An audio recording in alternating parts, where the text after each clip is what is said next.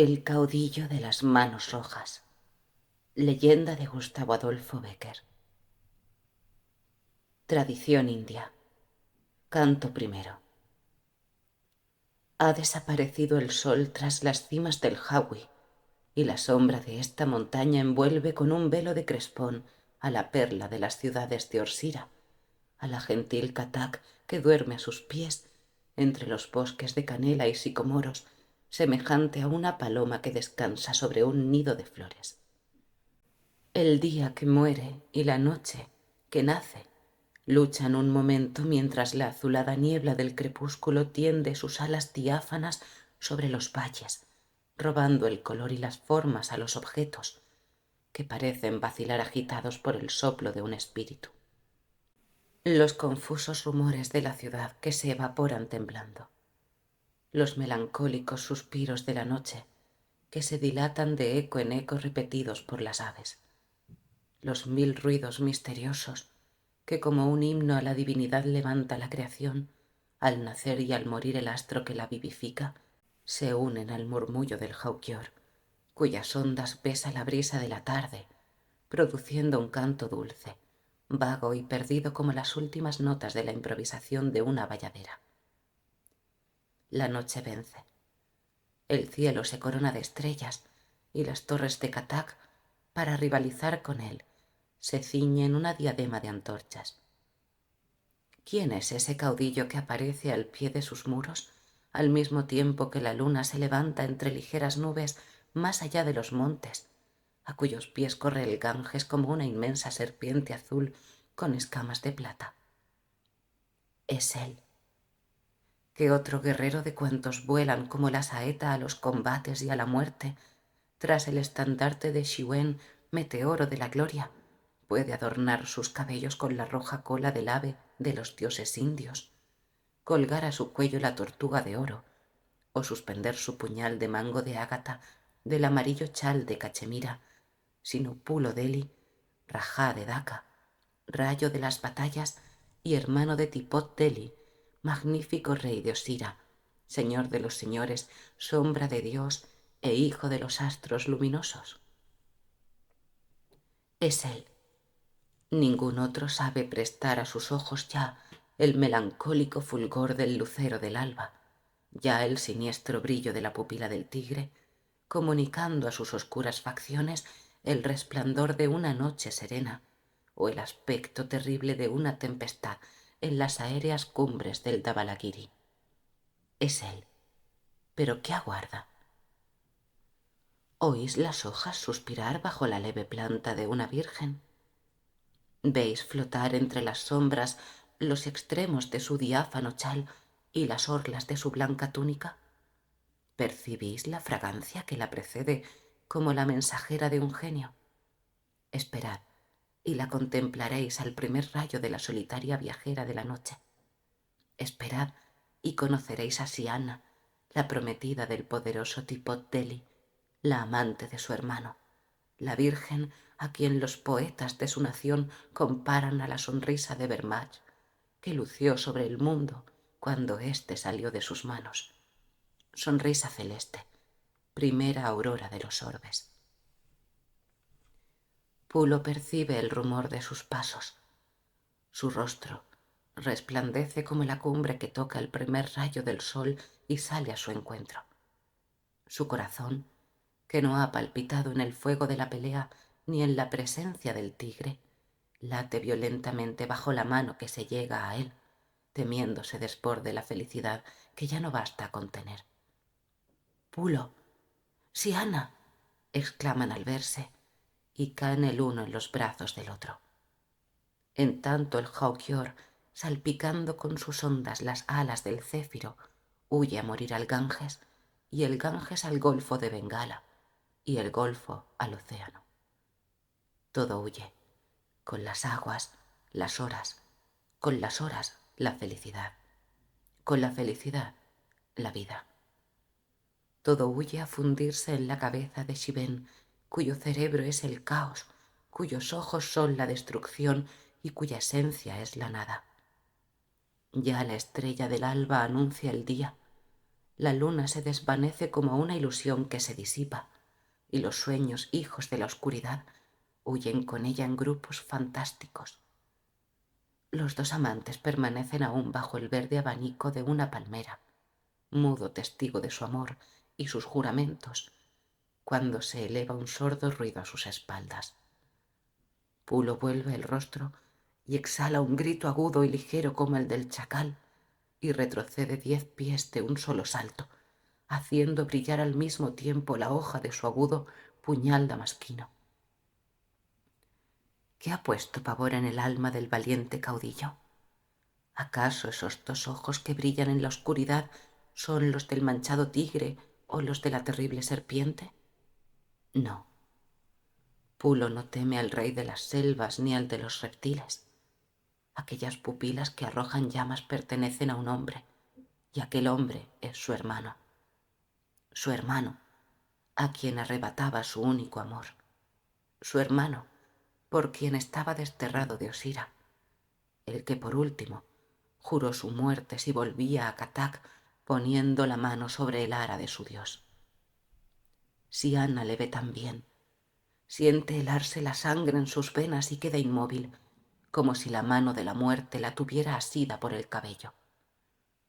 Los dos rivales se contemplan un instante de pies a cabeza, luchan con las miradas y, exhalando un grito ronco y salvaje, se lanzan el uno sobre el otro como dos leopardos que se disputan una presa. Corramos un velo sobre los crímenes de nuestros antepasados.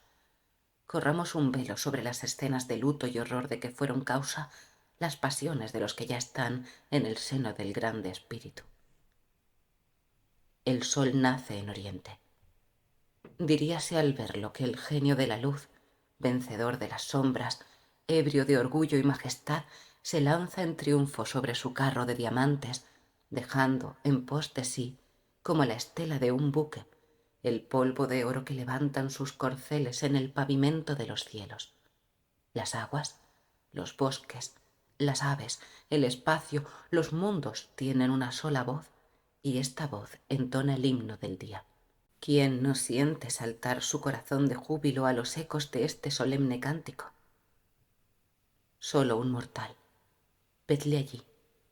Sus ojos desencajados están fijos con una mirada estúpida en la sangre que tiñe sus manos, en balde, saliendo de su inmovilidad y embargado de un frenesí terrible, corre a lavárselas.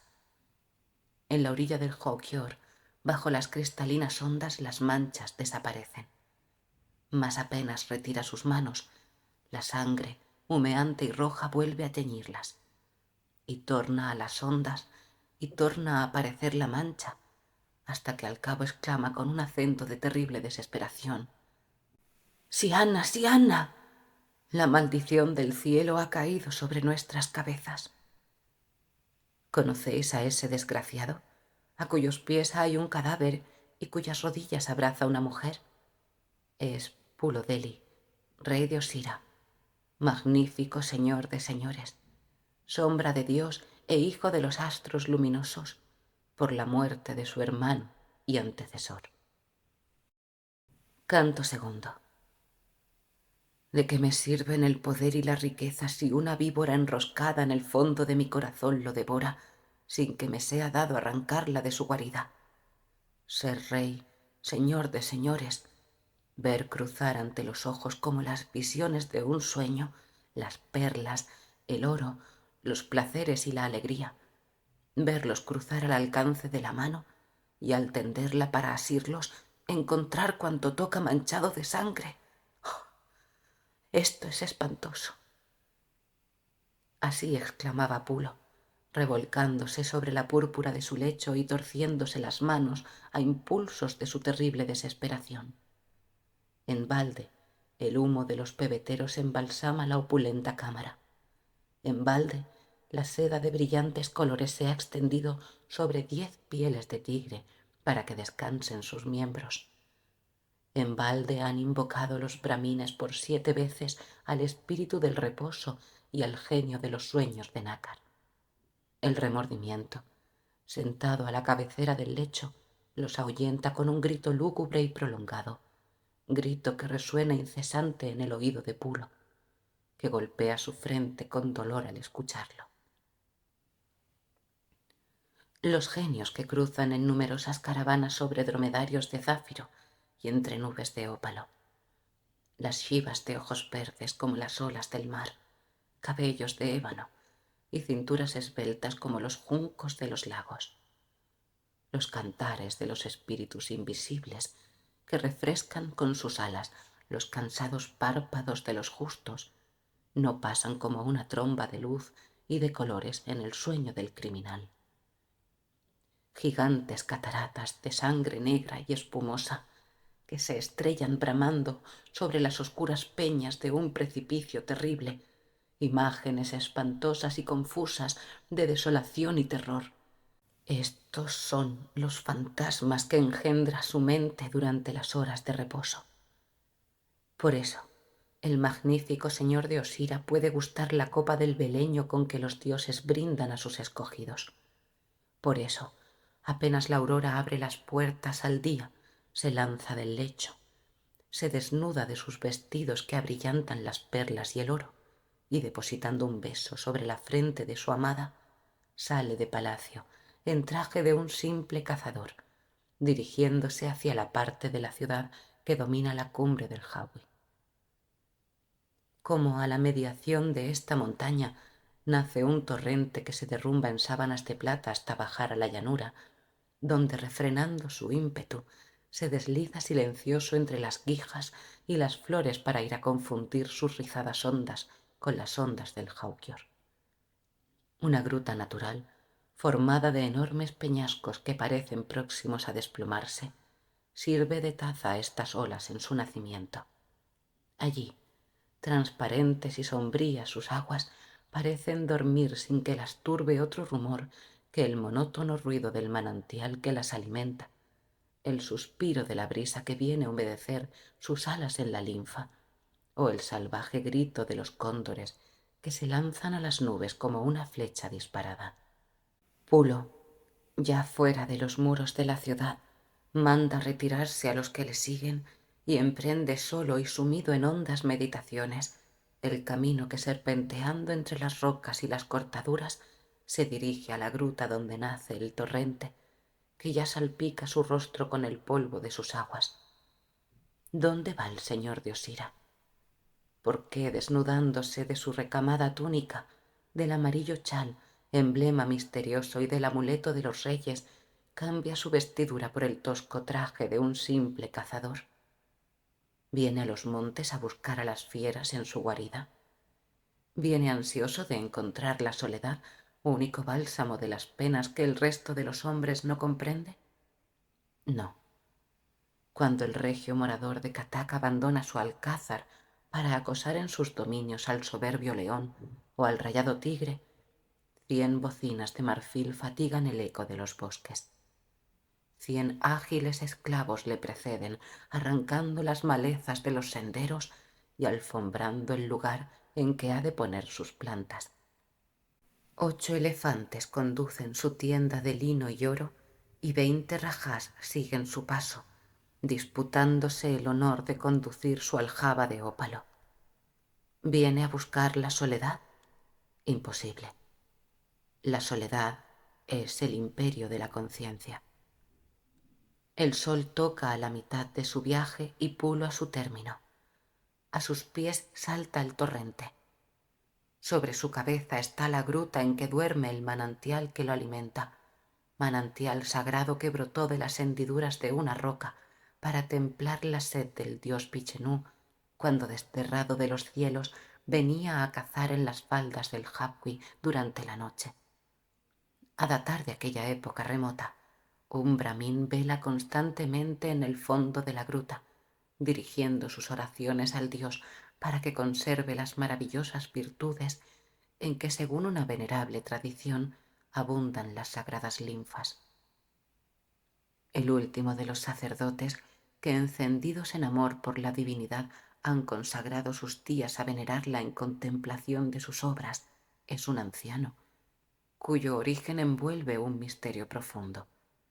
Nadie sabe la época en que llegó a Katac para guarecerse en la gruta de Vichenú. Rajás venerables, sobre cuya cabeza han lucido más de 40.000 soles, aseguran que en su juventud el Brahmín del torrente tenía ya los cabellos blancos y la frente inclinada. El pueblo le mira con temor y respeto cuando por casualidad baja a la llanura. Dicen que las serpientes danzan a su voz, que los cóndores le traen su alimento y que el genio de aquellas aguas, a quien debe la inmortalidad, le revela los arcanos futuros. Otros aseguran que él mismo no es otra cosa que el espíritu bajo las formas de un brahmín. ¿Quién es? ¿De dónde vino y qué hace? Se ignora, pero los que se sienten con el valor necesario para llegar hasta la gruta en que habita suben a ella para pedirle un remedio contra los males desesperados. Una revelación para conocer el término de las empresas arriesgadas. Una penitencia suficiente a lavar un crimen que ni la sangre borraría.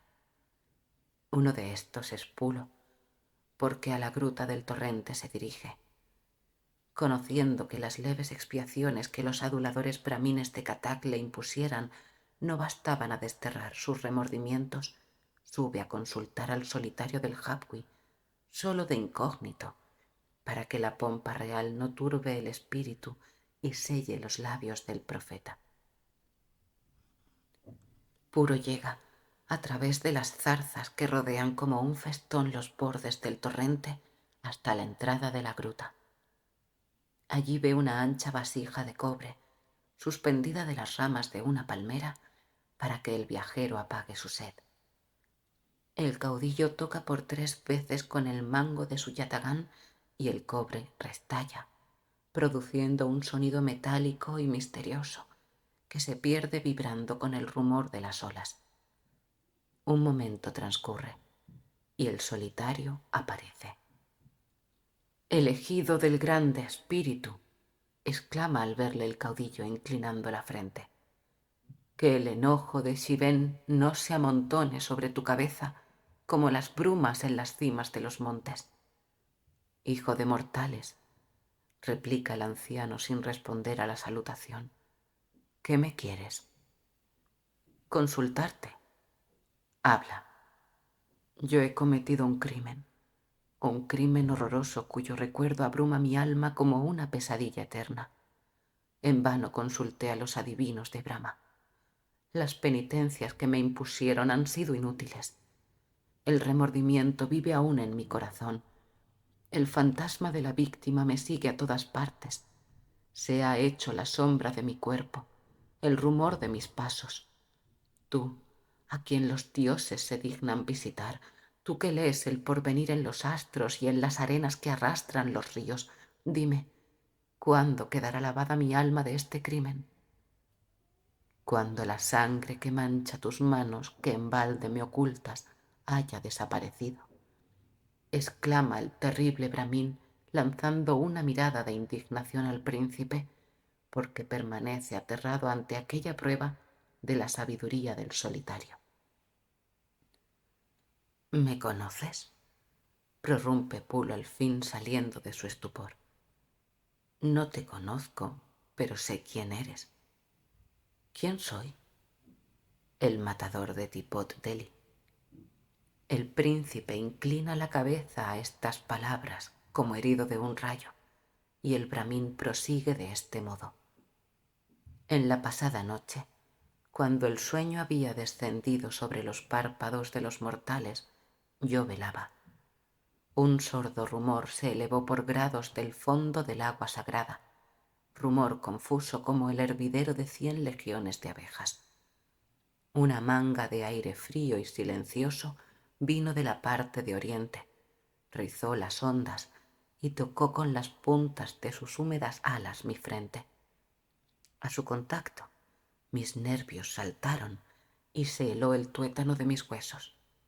Aquel soplo era el aliento de Vichenú. Poco después sentí su diestra tan pesada como un mundo descansar sobre mi hombro, en tanto que me contaba al oído tu historia. Ahora bien, pues conoces mi delito, Dime la manera de expiarlo y hacer que desaparezcan de mis manos estas terribles manchas. El brahmin permanece en silencio y el príncipe prosigue. ¿Qué? ¿Mi sangre toda no podrá borrar esta sangre? Lo ignoro. Es muy corta tu vida para expiar este delito, y Shiven está airado porque has hecho uso de tus facultades para la destrucción, obra que a él solo está encomendada. Pues bien, si tú lo ignoras, consultemos a Vichenú. Él me protegerá contra su hermano. Penetremos en la gruta sagrada. ¿Has ayunado las 3 lunas? Sí. ¿Has huido del lecho nupcial por 7 noches? Sí. ¿Has dejado de cazar durante 9 días? También. Entonces, sígueme. Algunos momentos después de este corto diálogo, sus interlocutores se hallaban en el fondo de la misteriosa gruta. Lo que pasó en aquel recinto se ignora. La tradición guarda una idea confusa y el príncipe, por quien esto se supo, habla vagamente de sierpes monstruosas y aladas que se precipitaron en las ondas del torrente para aparecer de nuevo en forma de animales desconocidos y fantásticos, de conjuros tan temibles que a veces se cubría de manchas el sol y los montes se estremecían como cañas, de lamentos y aullidos tan espantosos que la sangre se helaba al escucharlos. Las palabras del dios se guardan y son estas: asesino marcado por Shiven con un sello de eterna infamia, solo existe una penitencia con que puedes expiar tu crimen. Sube por las orillas del Ganges a través de los pueblos feroces que habitan sus riberas hasta encontrar sus fuentes. El remoto país del Tíbet, a quien defiende como un gigante muro la cordillera del Himalaya, es el término de tu viaje. Cuando llegues a él, lava tus manos en el más escondido de los manantiales y a la hora en que el valiente Tipot cayó a tus plantas. Si en el discurso de tu peregrinación no conoces a tu esposa Siana, que deberá acompañarte, la sangre desaparecerá de tus manos. ¿Quién es ese peregrino que se apoya en su grosero cayado de abedul y que en la sola compañía de una mujer hermosa, pero humildemente ataviada, sale por una de las puertas de Katak al mismo tiempo que la luna se desvanece ante los rayos del astro del día? Él, Pulodeli, magnífico rey de Osira, señor de señores, sombra de Dios e hijo de los astros luminosos. Canto tercero. Los peregrinos tocan al término de su viaje. Ya han dejado a sus espaldas las fértiles e inmensas llanuras de Nepal. Ya han visto a Bertares, célebre por sus alcázares, cuyos cimientos pesa el sagrado río que divide el Indostán del imperio de los birmanes. Como las recreaciones de una visión celeste, han cruzado ante sus ojos Palná, famosa por sus templos, sus mujeres y sus tapicerías. Dhaka, la ciudad que tejió un velo para el santuario de los dioses con las trenzas de ébano de sus vírgenes. Gwalior, escudo del reino de Sindiak, cuyos muros detienen a las nubes en su vuelo. También han gustado el reposo a la sombra de los inmensos plátanos de Delhi, concha que guarda a la perla de los reyes, presentando una ofrenda de miel y flores al genio protector de Allahabad, ciudad que debe su nombre a las caravanas de peregrinos que de todos los puntos de la India acuden a sus templos, más numerosos que las hojas de los bosques y las arenas del océano. 40 lunas han nacido después de abandonar su alcázar. Pero ¿quién podrá enumerar los países que han cruzado, los bosques que les han prestado su sombra, los ríos que han apagado su sed? El Kiangar, conocido por el de las aguas rojas, el Spuri, cuya mansa corriente arrastra oro bastante a construir con él un alcázar soberbio. Los senwats, bosques sombríos donde el boa se desliza con el rumor de la lluvia. Labore, la madre de los guerreros. Cachemira, la virgen de los 7 chales de amianto, y 100 otros países, ciudades, bosques, torrentes, ríos y montañas que hasta llegar a las cordilleras del Himalaya extienden sobre las inmensas llanuras de la India. Pero ya tocan al deseado término. Ya han salido de la más terrible de las pruebas, atravesando a par del Ganges el valle de la Cíbar, llamado así no tanto por los árboles que produce, de los que se extrae este licor, como por las amarguras que padecen los infelices que se ven en la necesidad de atravesarlo. Y Pulo atravesó las rocas que lo erizan, llevando a Sianna sobre sus espaldas. El sol lanza sus rayos perpendiculares sobre la tierra. Los viajeros, fatigados de su trabajosa jornada, reposan a la orilla del río a cuya fuente se aproximan. Un boabad corpulento y magnífico les presta su sombra, capaz de cubrir a una tribu de guerreros. Entre las brumas del lejano horizonte se lanza al vacío el Himalaya, y empinado sobre sus cumbres el Dhavalagiri, que pasea sus miradas sobre medio mundo. Un aura fresca mece las magnolias y los tulipanes que crecen entre los juncos de la ribera y enjuga el sudor de sus frentes. El bulbul, sobre las ramas de un penachudo talipot, entona un canto melancólico y suavísimo, y entre las ráfagas de luz que reverberan las arenas cruzan diáfanos como el ámbar miríadas de pájaros y de insectos con ropajes de oro y azul, de crespón y esmeraldas. Todo convida al descanso. Pulo y Sianna, después de refrescar sus labios con algunas de las deliciosas frutas del bosque, apagan su sed en las cristalinas ondas que corren, produciendo al besar las orillas un ruido manso y melancólico, semejante al arrullo de una tórtola. Al agradable son de las aguas y de las hojas que se agitan como abanicos de esmeraldas sobre sus cabezas, recuerdan en dulces coloquios y con esa especie de satisfacción con que se menciona el peligro pasado, las 1000 aventuras de que han sido héroes durante su peregrinación, los países que han recorrido, las maravillas que como un panorama magnífico se han desplegado a sus ojos. Forman proyectos sobre el porvenir y sobre la felicidad que les espera cuando hayan cumplido la expiación próxima a satisfacerse. Sus palabras se atropellan llenas de un fuego y de un color vivísimo. Después va poco a poco languideciendo su diálogo. Diríase que hablan una cosa y piensan otra. Por último, algunas frases vagas e incoherentes preceden al silencio, que con un dedo sobre el labio se sienta a la par de los amantes sin ser sentido. El sol cae a plomo sobre la gran llanura. La frente del príncipe descansa sobre las rodillas de su esposa.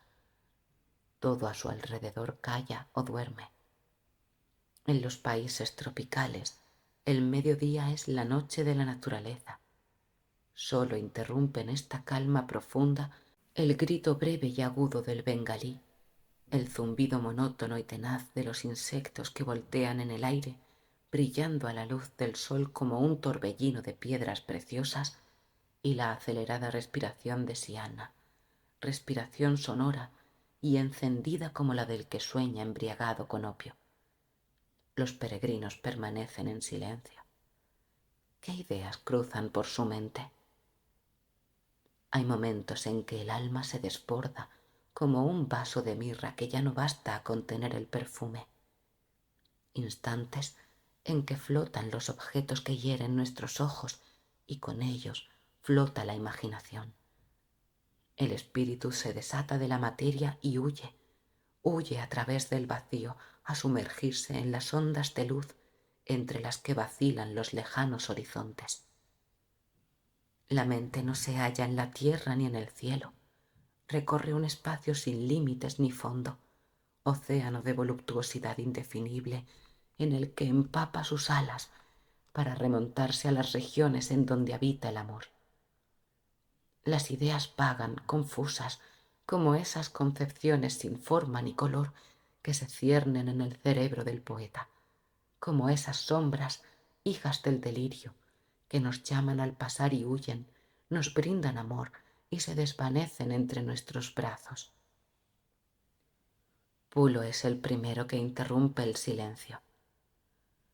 Cuán dulce es percibir el aliento de la mujer que se ama, ese aliento que se escapa de unos labios encendidos, atropellándose en ellos como olas de ambrosía que vienen a expiar sobre una playa de rubíes. Si me fuera posible, oh, hermosa Siana, explicarte lo que el murmullo de tu respiración me dice. Suena en mi oído como una voz insólita que murmura palabras desconocidas en un idioma extraño y celeste. Me recuerda los días de mi infancia, aquellas horas sin nombre que precedían a mis sueños de niño, aquellas horas en que los genios, volando alrededor de mi cuna, me narraban consejas maravillosas, que embelesando mi espíritu formaba la base de mis delirios de oro. No es cierto, hermosa mía, que hasta el aroma que precede al objeto de nuestro amor, el tenue y débil crujido de tu túnica tienen palabras, dicen algo que los demás no comprenden? Siana calla. Sus labios entreabiertos y rojos dejan escapar suspiros ardientes, y en su pupila húmeda, azul y dilatada, brilla un punto luminoso semejante al reflejo de una estrella en un lago. Pulo, exclama al fin como volviendo de un éxtasis que lo hubiese alejado por algunos instantes de la tierra. ¿Es cierto que existe un árbol cuya sombra causa la muerte? Es cierto, responde el príncipe. El dios Shiven lo creó para destruir a los mortales, y su hermano Vishnu, apiadándose de nuestra infelicidad, se lo dio a conocer a Brahma, su elegido. Siana vuelve a su muda agitación. Su esposo, en tanto, la contempla con un sentimiento de ternura indescriptible. Pulo, exclama a los pocos instantes la hermosa. ¿Es verdad que existe un árbol cuya sombra agita la sangre en las penas y enciende el amor? Sí. ¿Lo conoces? Lo conozco, aun cuando ignoro su nombre. Mas ¿por qué me haces esta pregunta tan extraña?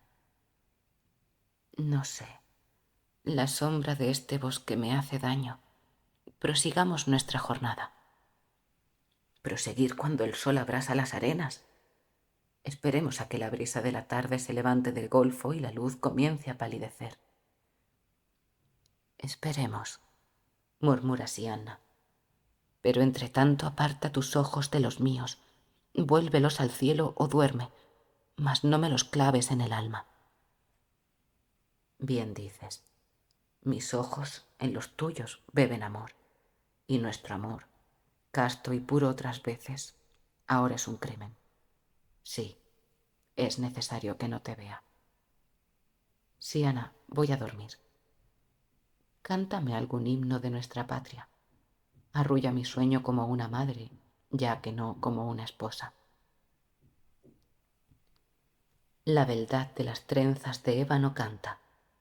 Guerreros, las espadas de la tribu tienen sed, y la sed de las espadas se templa con sangre. Un torrente de fuego desciende del Hawi. Esas centellas que brillan entre la nube de polvo que levantan son los hierros de nuestros enemigos. Traedme el escudo reforzado con las 7 pieles de búfalo y rodead a mi casco el chal amarillo para que no me desconozcan en la confusión de la pelea. Guerreros, las espadas de la tribu tienen sed y la sed de las espadas se templa con sangre. Allá van semejantes en... Al llegar aquí, Pulo se incorpora y Siana se detiene en su canto. ¿Por qué? Exclama el príncipe. No escucho ahora las canciones de mi patria con el placer de otras veces. ¿Será que ya no alienta en mi pecho el corazón de Delhi, o acaso que los himnos de guerra no se han hecho para que los recite una hermosa?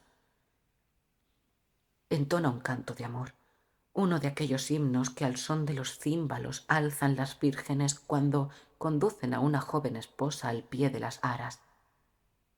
Pulo, canta, no temas. Yo dormiré tranquilo, arrullado por el eco de tu voz, el suspiro de la brisa y la música de las aguas. Siana canta. Su voz tiembla. Su pecho se eleva acompasadamente como una ola que se hincha coronada de espuma. La vuelta del combate. El combate ha terminado con el día y el caudillo está ya en presencia de su adorada.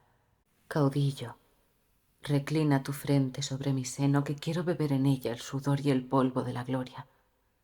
Virgen, apoya tus labios entre los míos, que quiero beber en ellos la muerte en una copa de rubí. Alma de la creación, hijo de Bermach, genio de las 70 alas, amor, divino amor, desciende en brazos del misterio y de la noche a coronar con tu aureola a los que arden en tu llama. El caudillo, espíritu invisible, aliento del alma generosa, esperanza del guerrero, amor, ardiente amor, abandona un instante el alcázar de los dioses para poner una guirnalda de rosas sobre la corona de laurel del caudillo. La Virgen, tu aliento humea y abrasa como el aliento de un volcán. Tu mano que busca la mía tiembla como la hoja en el árbol. La sangre se agolpa a mi corazón, rebosa en él y enciende mis mejillas. Un velo de sombras cae sobre mis párpados. Todo se borra y se confunde ante mis ojos, que no ven más que el fuego que arde en los tuyos. Caudillo, qué espíritu invisible llena el aire de melodiosos acordes y me estremece a su contacto. Virgen, es el amor que pasa. El canto de Siana expira y con él suave y armonioso el rumor de un beso. ¿Qué son los vanos castillos que eleva la voluntad del hombre para combatir las funestas armas de que se vale la fatalidad? Montes de arena, que como los de la gran llanura de Nepal asombran al viajero y un soplo del huracán los arrebata. Canto cuarto. Hijo mío, dice Shiven al sueño, baja a la tierra y sé el mensajero de mis iras. El sueño, hijo de la tumba, levanta a esta voz la frente, entreabre los soñolientos ojos y agita sus 90 manos, en cada una de las cuales tiene una copa llena hasta los bordes de un licor soporífero. ¿Qué me quieres, realidad de mi símbolo, Padre que me diste el ser para que sirviera de eslabón invisible entre lo finito y lo infinito, entre el mundo de los hombres y el de las almas, sirviendo para bajar las potencias del cielo y elevarlas de la tierra hasta que se toquen en el vacío, que es el lugar de mi soberanía? Shiven continúa de este modo dirigiéndose a su imagen. Hace algunos momentos pensaba en llevar a cabo la destrucción del príncipe que usurpó un día el cetro de la muerte, mas en vano buscaba la ocasión de herirle. En vano, porque Vichenú, mi orgulloso antagonista, le defendía bajo el inmenso escudo con que oculta a los hombres a mis ojos cuando éstos se encienden en cólera y arrojan rayos que hieren y matan. De repente oí un zumbido a mi alrededor. Torné el rostro. Un mundo nuevo, un joven planeta se adelantaba hacia mí, trazando su círculo en el vacío, fascinado e inocente como el ave atraída por el boa.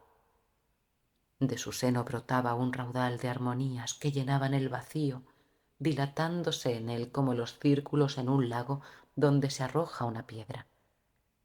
Envuelto en un fluido ardiente y luminoso, rodando entre mares de colores y sonidos, su alegría y su gloria parecían insultar mi terrible poder.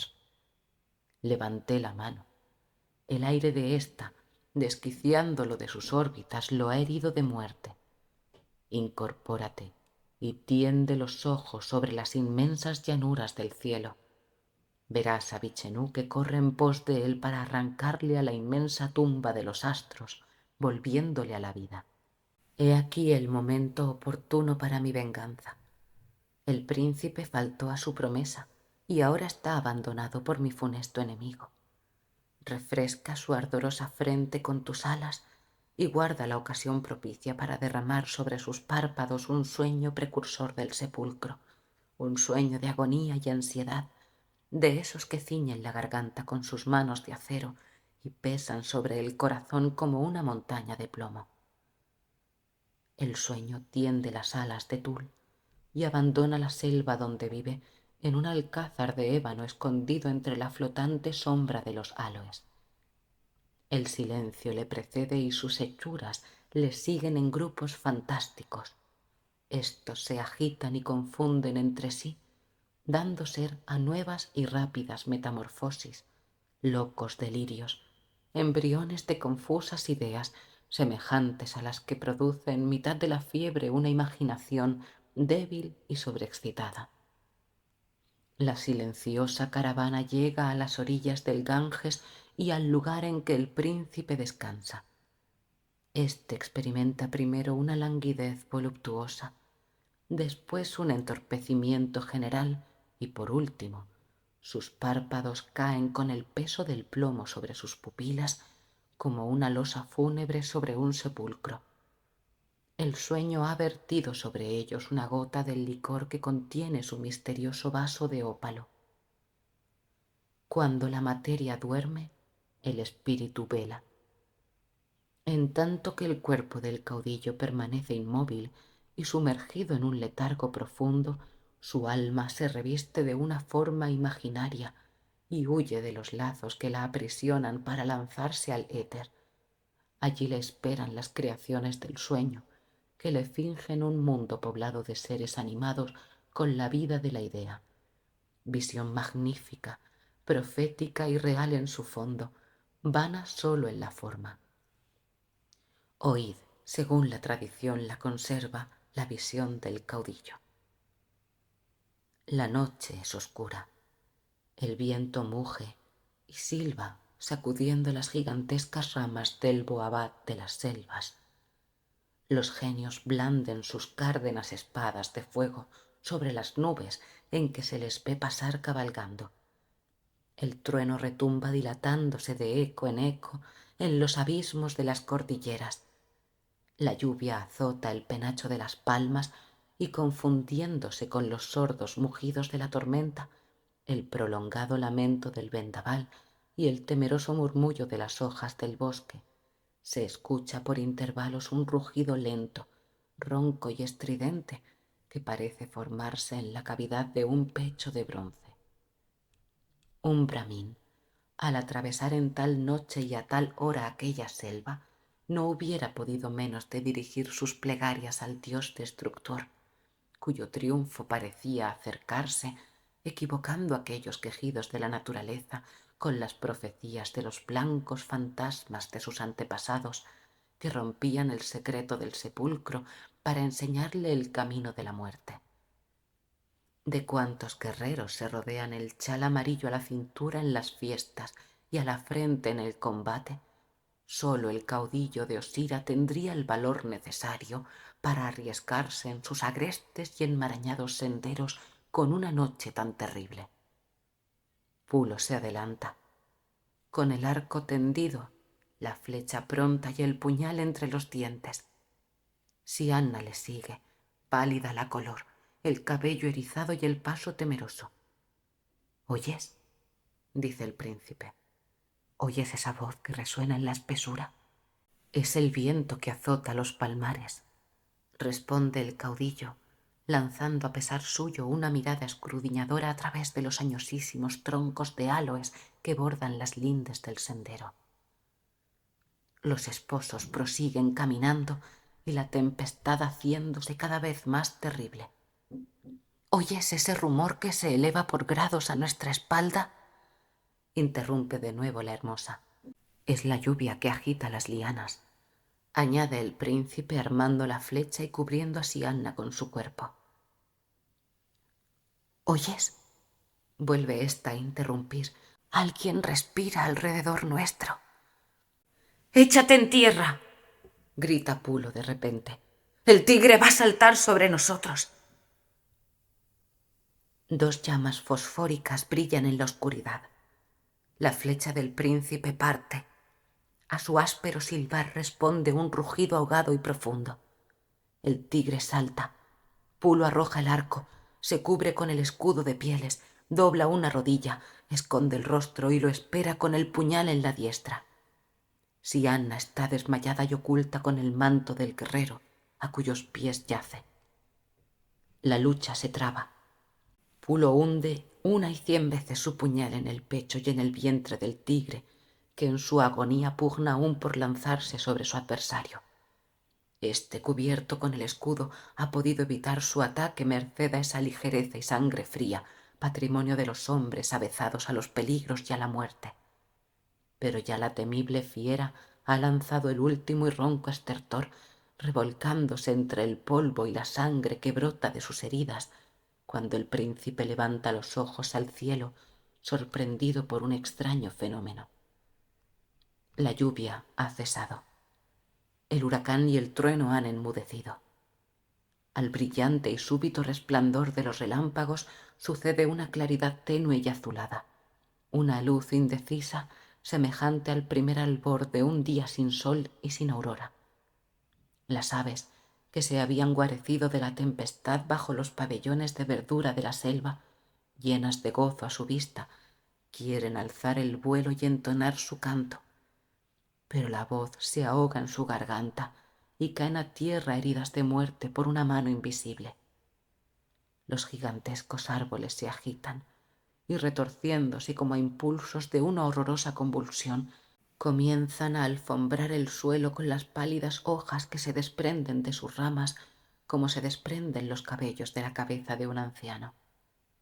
Las verdes lianas que se mecieran al soplo del viento, suspendidas en el tronco de los antiguos reyes del bosque, pierden el color y la frescura, arrugándose sus tersas flores como un pergamino que se acerca al fuego. Diríase, al contemplar este asombroso espectáculo, que un tósigo mortal circulando en el aire o levantándose en imperceptibles efluvios de las entrañas de la tierra había envenenado la atmósfera y con ella el mundo.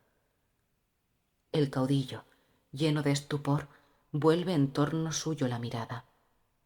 Por todas partes le persiguen aquellas imágenes desoladoras, pero lo que más asombro le causa es ver el sangriento cadáver del tigre estremecerse y poco a poco, perdiendo sus primitivas formas, ir tomando, merced a una inconcebible transformación, las de una serpiente. «Ya no me queda ningún género de duda», exclama. «Shiven desea mi muerte. Reconozco en este reptil al ministro de su cólera. Oh, que no fuera yo un dios para luchar con los dioses. Mas no importa. Mortal miserable como soy, venderé cara mi vida». El temible reptil crece con una rapidez prodigiosa. Su longitud es ya 30 veces mayor que la del boa secular que se despierta de 2 en 2 lunas sobre las márgenes del Sitpuri. Sus ojos redondos, fijos y fascinadores están clavados en los del caudillo. Este, presa de un vértigo y con ese arrojo sin límites que presta la desesperación en sus momentos supremos, arroja lejos de sí el tresdoblado escudo, inútil para aquel combate, y desnuda por segunda vez su puñal.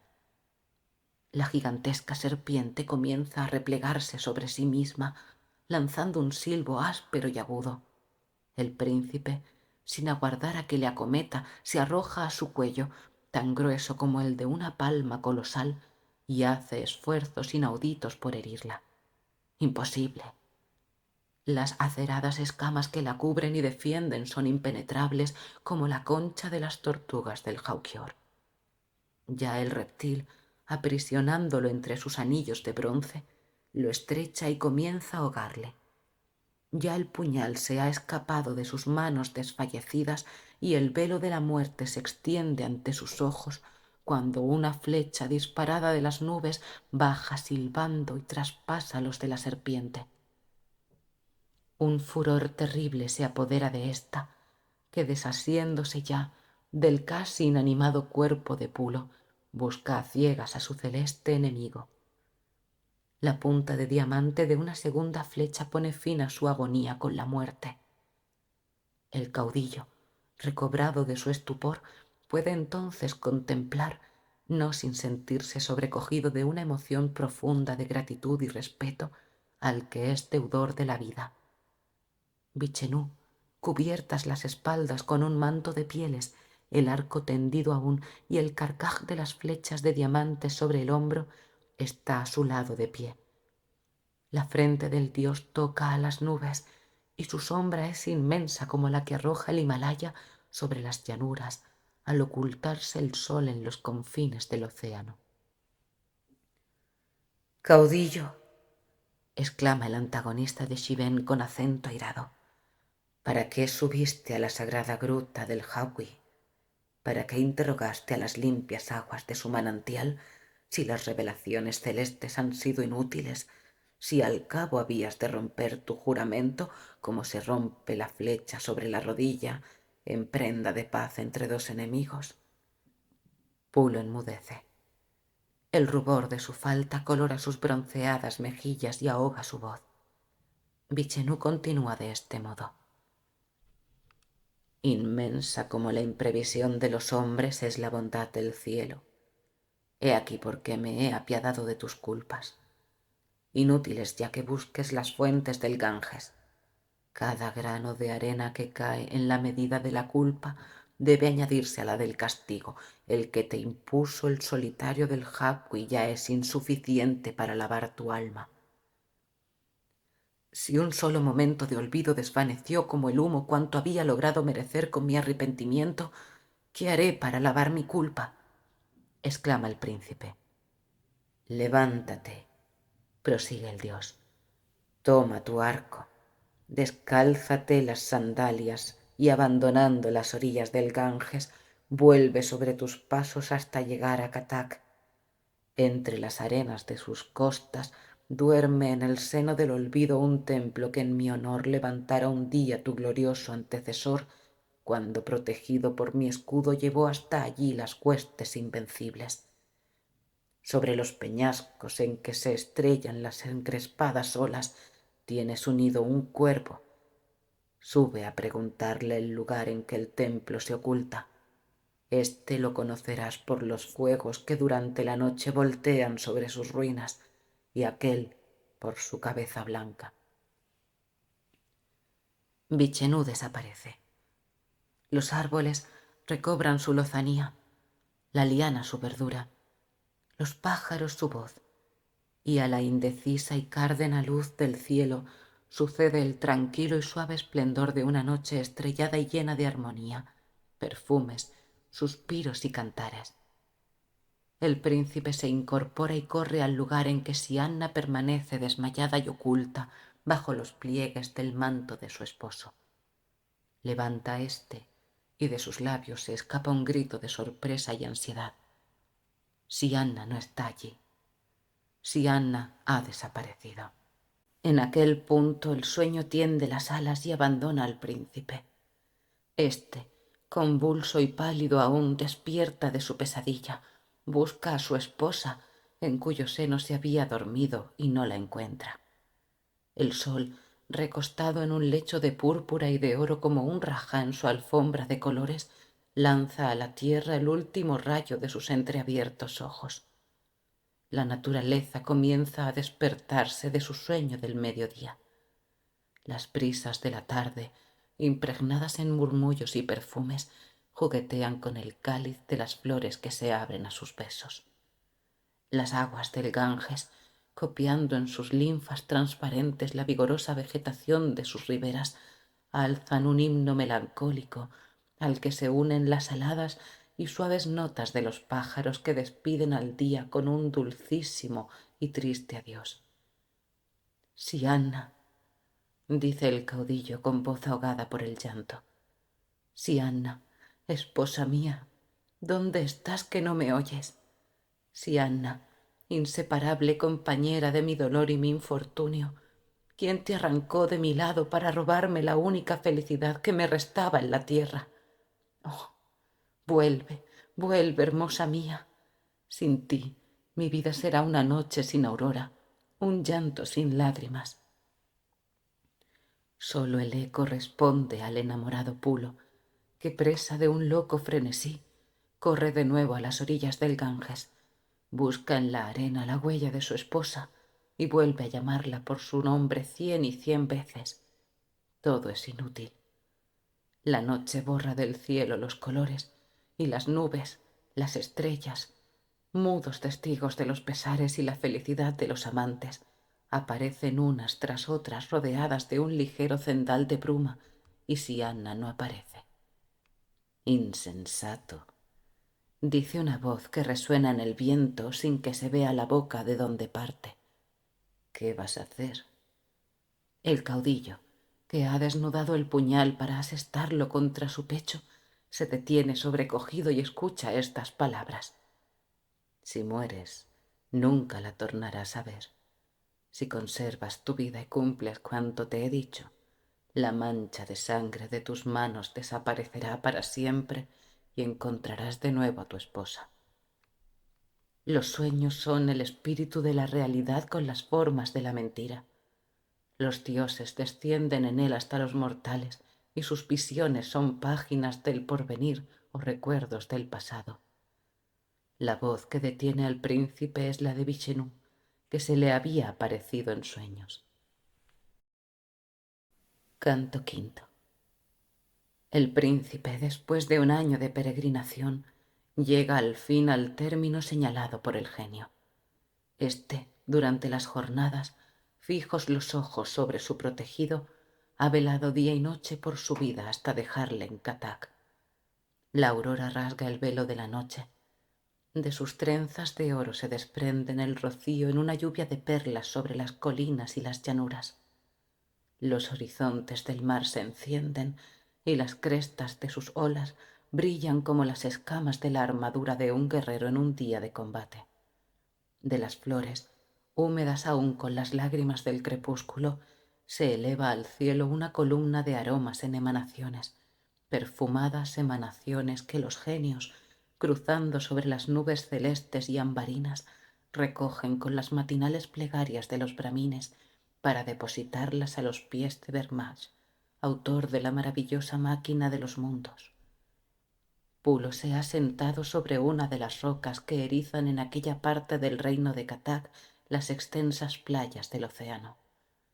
Su pensamiento está dividido entre su esposa y su conciencia. Ya se aproxima, dice, la hora del perdón. Unos esfuerzos más y me hallo en presencia del ave misteriosa que Vichenú ha escogido pura intérprete de sus designios. Dios, que conservas cuanto existe, apartando las tempestades y la muerte de la cabeza de los hombres, no interpongas tu poder entre mi corazón y la flecha de los guerreros, entre mi vida y las garras del tigre o los anillos del boa gigante, pero defiéndeme contra mí mismo, arráncame el amor y la conciencia cuyos golpes matan sin que se vea la mano que los dirige. El sol se va levantando pausadamente del seno del mar y remontándose por la cumbre del firmamento. El caudillo, después de lavarse por 7 veces las manos y los sangrientos pies, recitando algunas oraciones misteriosas, emprende una difícil ascensión para llegar a la cima de las colosales rocas, cuya frente han ennegrecido los rayos y las tempestades, cuyas plantas besan o azotan las hirvientes olas del océano. Después de trepar por espacio de 1 hora, asiéndose a los arbustos y malezas que crecen en las aberturas de las peñas, el príncipe consigue al fin encontrarse en la cumbre del promontorio. En una de las rocas de granito que coronan su cúspide hay una hendidura, y en el fondo de ésta le parece distinguir las formas confusas de un ave, que fija en los suyos 2 ojos que brillan en la oscuridad con una luz fantástica. Ave de los dioses, prorrumpe Pulo cayendo de rodillas ante el aéreo nido del cuervo de la cabeza blanca. Ave misteriosa, bajo cuyo negro plumaje vivió por espacio de 3 siglos el poderoso Vichenú, logrando con este ardid evitar la muerte que el dios de la destrucción le aprestaba. Heme aquí, esperando tus palabras, como los tulipanes agostados por el fuego del día esperan las gotas del rocío de la noche. El cuervo, abandonando su guarida, se abate sobre una de las enhiestas rocas y después de agitar sus alas por 3 veces, dice así al caudillo, que lo escucha en silencio y con la frente humillada en el polvo: Señor de Osira, poderoso descendiente de los Delhi, conquistadores de la India y protegidos de Vichenú, sé lo que vienes a preguntarme. Así es inútil que me lo refieras. El templo que buscas se halla lejos de este lugar. Sigue mis pasos y te mostraré el sitio en que se empezarán las excavaciones. El cuervo de la cabeza blanca se remonta en los aires, dejándose caer al pie del promontorio, donde espera a que baje el caudillo. Cuando éste toca al término de su descensión, el ave misteriosa emprende la marcha caminando a saltos pequeños y sin abandonar las costas en que viene a romperse el oleaje de crestas de oro. Prosiguen durante todo el día sin abandonar la ribera blanqueada por la espuma, y cuando ya el sol desciende al seno de las ondas, rodeado de espesos y rojos celajes, el alado guía se aparta de las playas, internándose tierra adentro, a través de un pantano cenagoso y cubierto de juncos verdes y altísimos. Las nubes, amontonándose en el occidente, envuelven el cadáver del sol en un sudario de brumas antes que descienda a su sepulcro. La noche se adelanta, una noche sin astros y sin transparencia. La brisa murmura la oración de los muertos, sollozando melancólica entre los espesos juncos. El perfume de las flores que se abren en la sombra vaga en el espacio, el grito del chacal y el silbo de las aves nocturnas resuenan confundiéndose con esos rumores siniestros y misteriosos que nacen, tiemblan y se dilatan en el seno de la oscuridad sin que podamos decir quién los produce. «Ave inmortal», exclama Pulo deteniéndose en su camino.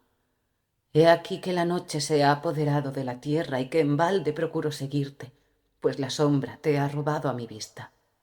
El grito del chacal se oye cada vez más próximo.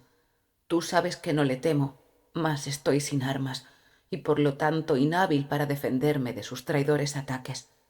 Volvamos atrás y esperemos al día para proseguir nuestra jornada. Temerario valor juzgo el de aquel que arriesga su vida contra enemigos que no puede exterminar o vencer. Si al menos la luna brillara en el cielo, su luz me guiaría a través de este pantano, donde a cada paso que doy temo encontrar la muerte, sepultándome en sus aguas cenagosas e inmóviles». «No temas», respondió el cuervo. «El Dios que nos envía cuidará de nosotros desde su elevación. He aquí la manera de salir con bien de este peligro. Las llanuras que vamos a atravesar presenciaron la derrota de tu padre, Shiven, celoso del culto que éste rendía en el templo a que nos dirigimos, al genio que te protege. Reunió en su daño a los guerreros de Katak y de Lahore, que, ardiendo en sed de venganza contra su vencedor, se juntaron entre las sombras de la noche para afilar las espadas que habían de herir a los predilectos de Vichenú. Un día, tu padre abandonó el templo para dirigirse a las selvas que se extienden al pie de la colina en cuya cumbre está oculto. De pronto, una nube de polvo blanca e inmensa, que elevándose de la parte de oriente oscurecía la luz del sol, atrajo su curiosidad. ¿Qué nueva y numerosa caravana de peregrinos será la que se aproxima al templo de mi Dios?, dice, volviéndose a uno de los pérfidos rajás portadores de su escudo y su aljaba. Este, lanzando a sus compañeros una mirada de inteligencia, respondió al victorioso rey con la sonrisa en los labios: «¿Quién sabe cuál será el remoto país que envía este enjambre de peregrinos? La fama del asombroso templo de Katak corre de boca en boca hasta los más remotos confines del mundo. Tu padre, después de fijar nuevamente las miradas en aquella nube de polvo que se aproxima y de la cual brotan centellas de fuego, exclama con voz terrible. ¿Qué es esto? Los toscos yaits de los peregrinos llamean al rayo del sol como las armaduras de los guerreros de Lahore. ¿Oís? En las alas del viento llega confuso el eco de la terrible y bárbara armonía de sus trompas de guerra. ¡Oh! Ya no me queda duda. El enemigo que allá a mis pies se endereza como la víbora para morderme en ellos. No importa.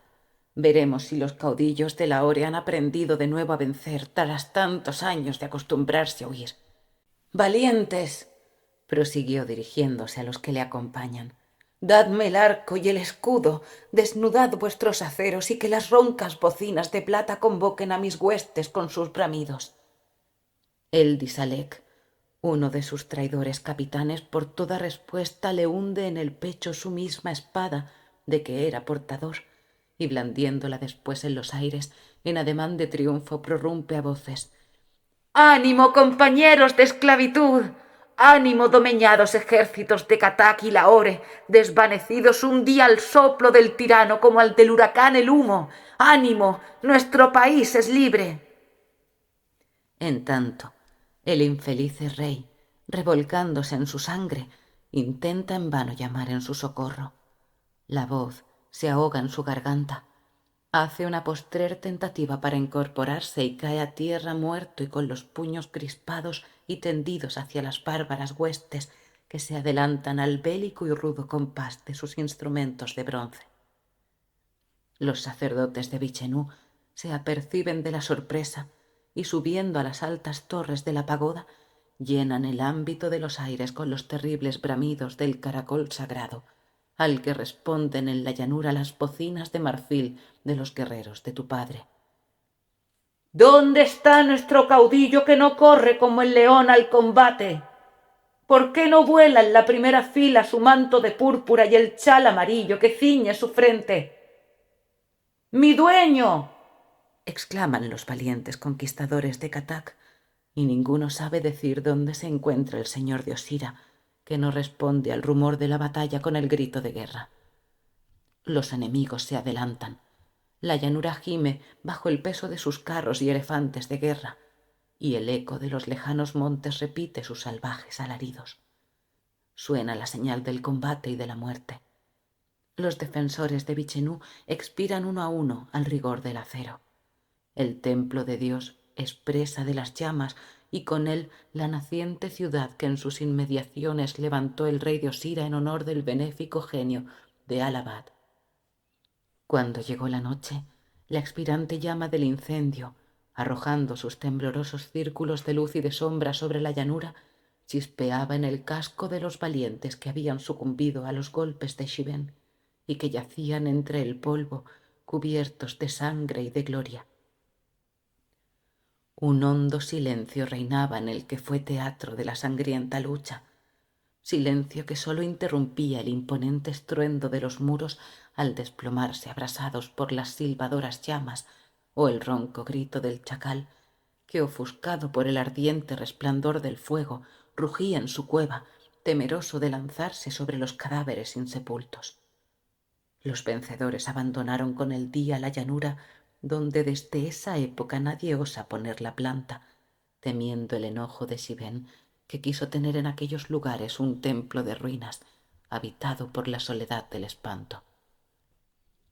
Pulo escucha sobrecogido de un religioso pavor la historia del sangriento combate en que su padre perdió la vida, historia que en su país cantan las bayaderas al son de los címbalos, pero cuya terrible sencillez nunca había arrancado una lágrima tan ardiente a sus ojos, cual la que entonces rodó abrasadora sobre su mejilla. El cuervo prosigue así. ¿Ves allá, entre los espesos cañaverales, encenderse una llama ligera y cárdena que vacila y corre sobre el haz de las fétidas aguas del pantano? Más lejos, al pie de la colina, donde a la sombra de un bosque sombrío se levanta un grosero sepulcro formado de piedras toscas e irregulares. ¿Ves cómo se desarrolla el brillante fluido y vuela sobre la tumba y se detiene junto a los troncos de los árboles y se multiplica subdividiéndolos en 1000 otras llamas fantásticas, ligeras y de un azulado resplandor? Esos son los espíritus de los valientes que en defensa del genio que te protege sucumbieron al golpe de las hachas de Katak. Dobla en tierra la rodilla, que tu padre va a dejar el seno de la tumba para guiarnos a través de la noche, del pantano y de las sombras de los valientes al sitio en que, cubiertos de musgo y escondidos entre las hierbas altas y silenciosas, hallaremos los restos mortales, única reliquia del Ara de Vichenú. Pulo se arrodilla y del tosco sepulcro del bosque se levanta una llama roja que, lanzándose al vacío, comienza a caminar con dirección al ocaso. El cuervo sigue a la llama y el príncipe al cuervo. De repente, aquella se detiene sobre la cumbre de la colina, en cuya falda duerme el viento de la noche suspirando entre las hojas de los árboles. El pájaro de la cabeza blanca tiende el vuelo y, cerniéndose en los aires sobre las ruinas de la pagoda, llama con una voz al caudillo. Este, maravillado y absorto, sube la suave pendiente que conduce al término de su peregrinación. Vuelve a tu reino, derrama tus tesoros y trae en tu compañía los artífices más celebrados que en él encuentres. A la luz del sol durante el día, a la de las antorchas durante la noche, que no se dé un minuto de reposo a la ociosidad, fatigando el eco de estos solitarios lugares con el alegre y bullicioso clamor de los trabajadores a los rudos y sonorosos golpes del martillo. 6 años tienes de término para reedificar la pagoda, que llenará el mundo de admiración y alrededor de cuyas altísimas torres se agruparán las nubes y estallarán las tempestades como en las crestas de las montañas. Sedas hay en Cachemira, oro en Siam, cedros en Catay, elefantes en Lahore y perlas en el Golfo de Ormuz. Recorre estos países y con sus ofrendas y tus adquisiciones la pagoda de nuestros días resplandecerá como los astros, flotantes moradas de los genios. Entonces se traba en el alma de Pulo una lucha entre la curiosidad y el temor, lucha que concluye con el triunfo de aquella. Un genio del mal guía sus pasos a través de la noche, y éstos se dirigen impulsados por una fuerza incontrastable hacia el lugar en que se encuentra el peregrino. Presta atención de nuevo. Nada se escucha. ¿Qué hará? Si fuera posible descubrir un arcano. Diciendo así, el caudillo de las manos rojas separa las colgaduras de seda y oro que cubren la puerta de la habitación que ocupa el misterioso viajero. Un rayo que hubiera caído a sus pies no le asombraría tanto como la escena que se presenta a sus ojos. El peregrino ha desaparecido. En mitad del aposento, y al débil resplandor de una lámpara de alabastro, se ve el informe busto de un horroroso ídolo. La locura en sus fantásticas creaciones, el sueño en sus angustiosas pesadillas, el insomnio en su delirio abrumador, no forjaron nunca una imagen tan repugnante y terrible. No es su rostro el del genio benéfico que protege al príncipe. Ese rostro en cuyas facciones se ven grabadas en armoniosas líneas y rasgos atrevidos la noble fiereza, la salvaje y varonil hermosura del dios de la selva, no. La fisonomía de aquella tosca escultura, que sin concluir aún se presenta a los ojos del aterrado Pulo, tiene algo de infernal y medroso. De sus redondas pupilas parece pronto a brotar el rayo y la muerte. Su dilatada boca está contraída por una sonrisa feroz. Todo en él revela un genio del mal. Es la imagen de Shiven y no la de Vichenú. La impaciencia ha perdido para siempre al desgraciado caudillo. Este, presa de un vértigo y saliendo de su inmovilidad. «¡Bramines!», exclama en alta voz. «¡Despertad de vuestro sueño! La esperanza de dicha que aún me restaba se ha desvanecido como el perfume de un lirio que besa el simún. Shiven venció en el combate. Levantad el ídolo que lo representa, llevadlo al ara sobre vuestros hombros al compás de los himnos del luto y el clamor de las plañideras y los címbalos. Suyo será el templo de su hermano y con él mi vida». Los bramines y los servidores del príncipe que han acudido a su llamamiento se apresuran a ejecutar sus mandatos. Las apagadas antorchas vuelven a despedir torrentes de luz. Los guerreros hieren sus escudos con el pomo de la espada. Las roncas bocinas de marfil ahuyentan el tranquilo sueño de los habitantes de Katac, y la triste e imponente comitiva que conduce al dios de la muerte y del estrago se dirige a la gigantesca pagoda, del seno de la cual se escuchan levantarse, crecer y morir temblando en el vacío medrosos lamentos y horribles carcajadas. Son los genios de la destrucción que solemnizan su victoria. El día comienza a despuntar, la luna se desvanece y el mar se colora con la primera luz del alba. El templo resplandece iluminado en su interior por 100 y 100 magníficas lámparas de bronce y oro. Las blancas nubes que se elevan de los altares difunden la esencia de la mirra y del áloe por los extensos hábitos de la pagoda. El príncipe ha ceñido la frente con el amarillo chal, emblema del poder soberano, y cubierto con sus más ricas vestiduras, está de rodillas ante el ara.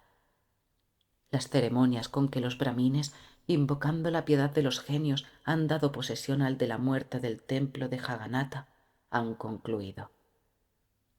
«Sacerdotes, caudillos, siervos», prorrumpe al fin el señor de Osira. «La cólera de los dioses está suspendida sobre mi cabeza como una espada pendiente de un cabello. Mis manos, que desde la terrible hora en que subí al solio ningún mortal ha visto desnudas, están manchadas de sangre. Vedlas, esta sangre es la de mi antecesor, la de mi hermano, a quien arranqué la vida con la corona. Si ven, el dios del remordimiento y de la expiación me exige ojo por ojo, corona por corona, vida por vida. Cúmplase su voluntad. Sacerdotes, caudillos, siervos, rogad por el último de los Deli, cuya raza va a desaparecer de la tierra». La multitud, sobrecogida y llena de terror, permanece en silencio. Pulo, volviéndose hacia el altar en que está colocado el dios, prosigue de este modo, dirigiéndose al informe ídolo que parece que contrae sus labios con una muda e infernal sonrisa. «Si ven, enemigo y extirpador de mi raza, si la sangre puede borrar mis culpas apartando tu cólera de la frente de Sianna, recíbela como mi última ofrenda. Pero concédeme al menos que antes de partir del mundo la contemple un instante por la postrera vez, que su boca reciba el frío y apagado aliento de la mía, que sus besos cierren mis párpados a la eterna noche de la tumba». La muchedumbre que ocupa las naves del templo tiene fijos sus ojos en el príncipe y arroja un grito de horror. Pulo se ha atravesado con su espada y el caliente borbotón de sangre que brotó de su herida saltó humeando al rostro del genio. En aquel instante, una mujer atraviesa el atrio de la pagoda y se adelanta hasta el recinto en que se eleva el ara de Shiven. «Sianna», murmura el príncipe reconociéndola. «Sianna, al fin te veo antes de morir».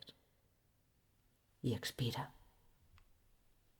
Sianna, la perla de Ormuz, la violeta de Osira, el símbolo de la hermosura y del amor, la que formó Dermash en un delirio de placer, combinando la gentileza de las palmas de Nepal, la flexibilidad de los juncos del Ganges, la esmeralda de los ojos de una Shiva, la luz de un diamante de Golconda, la armonía de una noche de verano y la esencia de un lirio salvaje del Himalaya. Sianna, la hermosa entre las hermosas, siguió a Pulo a través de su peregrinación en esas regiones desconocidas de las que ningún viajero vuelve. Sianna fue la primera viuda indiana que se arrojó al fuego con el cadáver de su esposo. Fin. Suscríbete al canal La Rosa de Alejandría, comenta y comparte este vídeo.